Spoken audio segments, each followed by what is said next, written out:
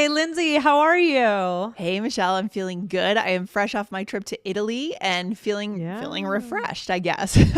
Yeah, that is feeling good. great. I love Italy. Did you take a lot of Yes. pictures when you went?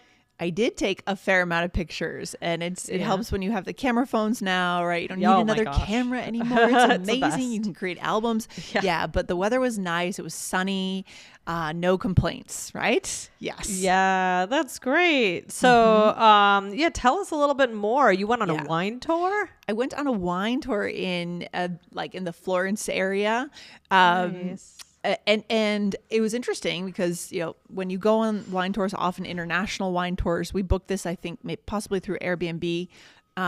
Usually the language is English. The language of the tour is English.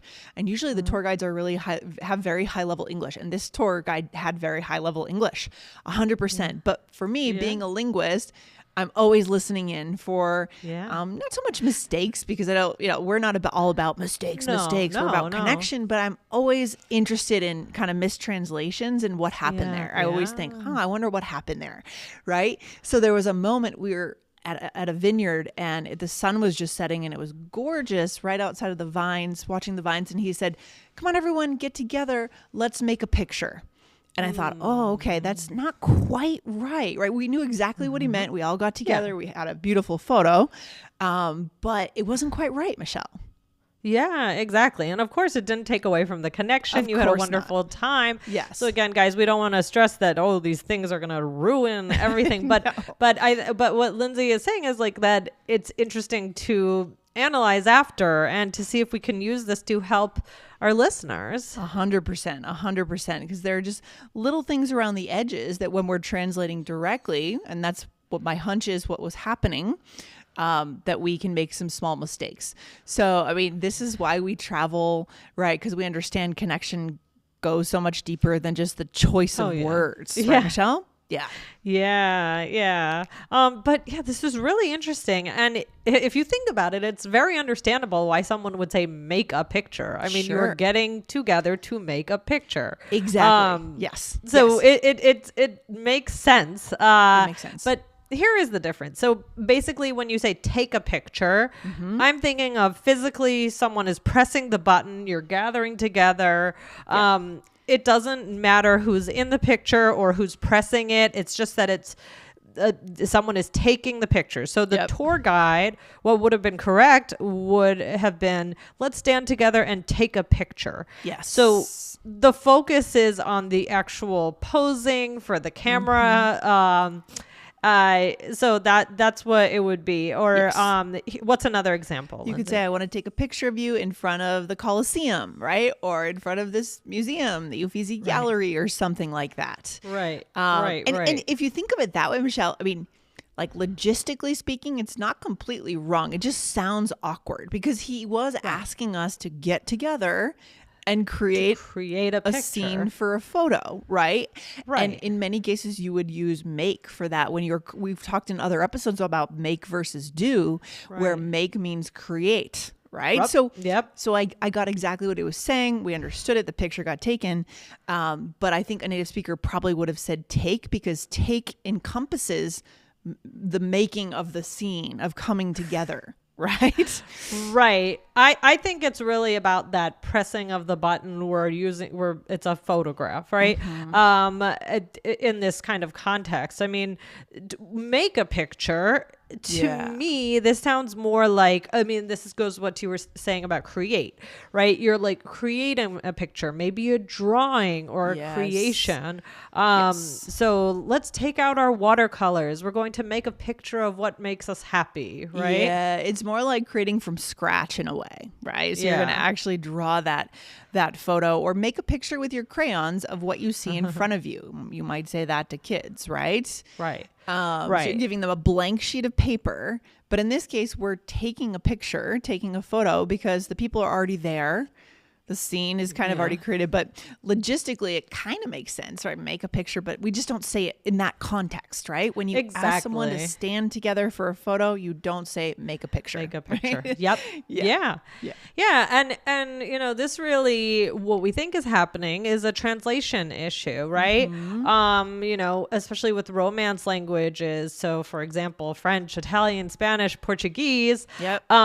If we understand it correctly, and guys, you know, always write in and let us know, but they might be using more like one general verb. Right. So, right. And this verb could encompass other things like do or make or perform, right? Yeah. And it works naturally in those languages, but in English, we kind of have separate boxes for them. That's why, I mean, we've done other episodes, guys, and you should search in our archives on our make do episodes that we've done, because I know it's opening up a whole can of worms that we want to work on. But we know in Spanish, the verb hacer, right? Hacer una foto, or in French, faire. We need Aubrey for the French accent here. Yes. These verbs tend to be used for make and do, right? In Portuguese and Italian as well. So that's our hunch, is that this is some kind of direct translation going on. But guys, write in, ask us a follow-up question, or correct us if we're wrong here. We'd love to hear from you. Yeah, absolutely. So in English, let's talk about take a little bit more. So take is more like to experience something, or receive, could be to receive. You take something. Consume or capture. So capture, like take a picture, right? For sure. Yeah. Capture a photo, consume, receive something. Take. I guess take is kind of similar to the verb faire or hacer, where it's broad, right? So capture, consume, receive, experience. It can include a lot of things, right? That's true. Yeah, it does. Right. Take a seat. Take a break, right? So that's kind of, I guess I would say, about experiencing something. Take a bite or take a sip to consume. My gosh. Yeah, so much. Or take a shower, right? There's so much there. And we could go on and on. So in a way, it's kind of learning these as chunks based on the scenario. That's why it's so helpful to kind of, why we always encourage our listeners to take 10 minutes out of your day and think in English. You know, do it in the morning when you're making your breakfast. I'm going to make my coffee. I'm going to take a shower in a few minutes, right? I'm going to take a break and just read the newspaper before I start work. Okay. Right. And I really like that. I personally think that this learning in chunks and just kind of remembering these and kind of taking some time to just memorize them and practice them is more useful than saying, does this one mean break down the rules? Yeah. Does this one mean, you know, I just think it's more useful. It's helpful to know, but in your daily life, it's really good to just get used to it. It sounds funny, but get your flashcards out, just do it, put them around the house. It can help. Sometimes that's just the best way. What about make? Yeah, make. So make is more like causing something to come into being or to create it, right? So for example, make a picture, again, not snapping that photo, not lining up together in front of the vineyard. It is, maybe you're going to draw something from scratch, right? Right. What else, Michelle? Make a friend, right? Yeah. I want to make some friends at the party, or, I made a new friend, right? So you caused something happened. Yes. Make noise. It would be another way of saying, like, there's a racket, right? You're just causing noise to occur. Make the bed, right? Yeah, so you wouldn't say take the bed. That means you're getting the bed and picking it up and totally different, right? Here we're putting the covers back up. We're making it look nice and neat for the day. Do you make the bed every day? I was going to. Were you just about to ask me that? I usually try to. Yeah, I like to have my bed made, because that way, I mean, I don't spend a lot of time in my bedroom during the day, but it makes me feel like I'm like ready for the day. Certain rituals that I need to take a shower. I need to have breakfast. I mean, take my dog out for a walk, right? Like to be ready mentally, but not everyone. Some people just roll out of bed and just go right to work. I don't know. That's me. I don't make the bed. I really should. It's only like on a special occasion where I'm cleaning up, or my mom's here and she'll say, I'm gonna make your bed. So then make a change, right? I want to make a change in my life or my career or whatever it may be. Exactly. Okay, Michelle. So do we find any other common mistakes? I mean, it's good to be aware of common mistakes that can happen between Romance languages, and not everyone listening to this show speaks a Romance language, of course. So think about common mistakes from your native language being translated into English. What are some of them, Michelle? So we already did make a photo and take a photo. Make a break. You might hear someone, maybe you've said this before, to make a break instead of to take a break. And when we say break, sounds strange to me, make a break, but what, right. What is break? Just for a context. rest, okay. Moment. Yes. You could, there is, you could have probably heard make a break for it, right? But that's different. Oh, what does that mean? Make a break for it? Is that it's running like away? Run away, like try to like quickly run away. Okay, got it. You rang someone's doorbell and you're trying to play a prank on them. Let's make a break for it. So it's interesting that I had to actually ask you like to clarify the meaning of break, break, because when we said it with make, it made no sense to me, right? Make a break. I was like, what is that? Right? Take a break makes total sense. So when you get the right chunk, you get the right verb with the noun, people understand you instantly, right? So that's why, again, we're not translating word for word. We're translating idea for idea in a sense, right? Yeah. Yeah. And then what about this one, Lindsay? Have you heard this? Do a mistake instead of make a mistake. I've definitely heard it, right? But I don't want to hear it again. Yeah. Make a party. I've heard this one too, but it's wrong. What should we say instead, Michelle? You should really say have a party or throw a party. However, this one doesn't bother me as much. Like, I want to make a party for you. I don't know. Make a party for you.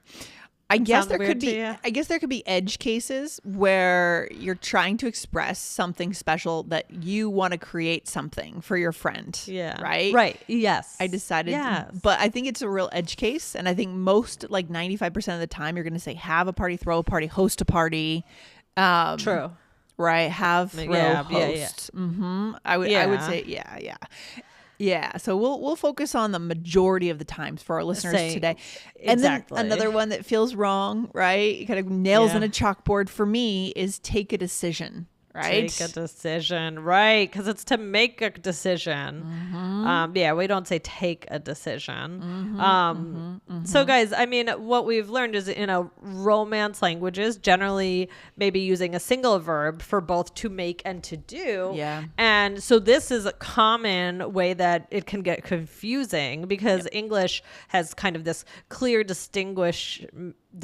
way to distinguish between the two. Yes. So something that might be able to be expressed with one verb in a Romance language have two different ones in English. So we just want to be aware of that, right? It's a pitfall. And if we know that it's out there, we can just think more about conveying ideas, right? Not translating words, not breaking up an entire sentence into words. Okay, what's my native language word here? Now let's say that in English. No, we want to stay away from that. And ultimately the focus is connection, of course, as we know. Michelle. Exactly. Shall we do a role play? Shall we do it? Sure. Okay, so here we are. We are friends talking about our weekend. Okay. So how'd it go?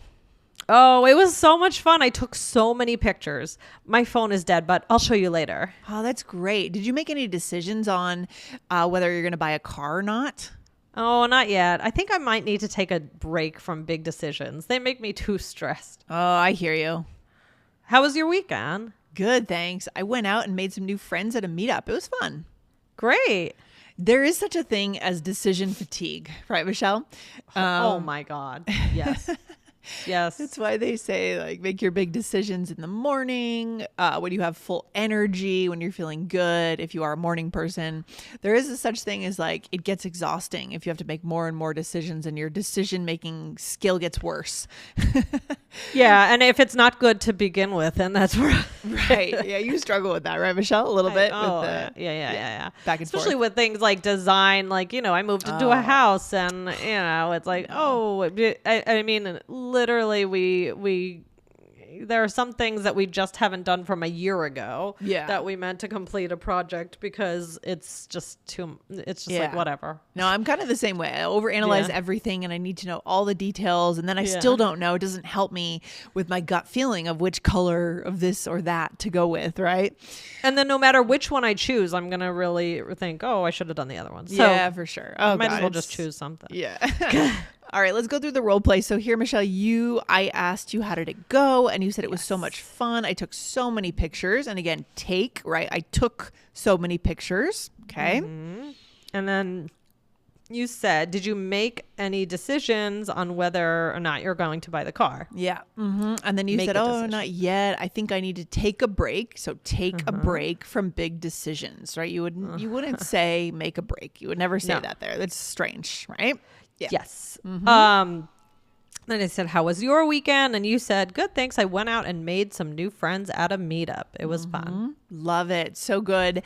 This is a good one, Michelle. I mean, I love when we go out into the world and we hear things, then we can take them back to the show. And we love to get these from you guys too. Yes. So send in your question. If you hear a kind of a mistranslation or something you're not sure if it's correct, send it to support@allearsenglish.com. Tell us the context, what you were doing when you heard it. We want that context. We want to bring your question to the show. Okay. Exactly.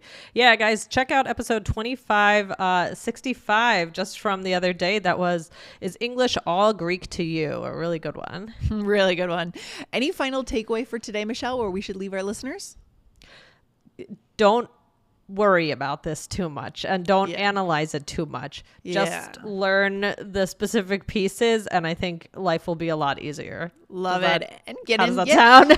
I love that, Michelle. And also, just to top that off, get into thinking in English. We always recommend that. Grab 5 minutes out of your day. Even 3 minutes would be great because you have a dialogue already happening in your head. At least I do. I hope I'm not the only one. No.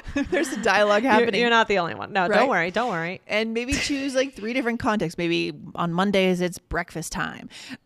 Maybe on Wednesdays, it's lunchtime. Whatever you want to do. But start thinking in English, so you're starting to adopt these chunks properly. Okay. Love it. That's so great. All right, Michelle. Well, we'll see you in the next one. You have a good day. All right. I'm gonna go take a break. Bye, Lindsay. Bye.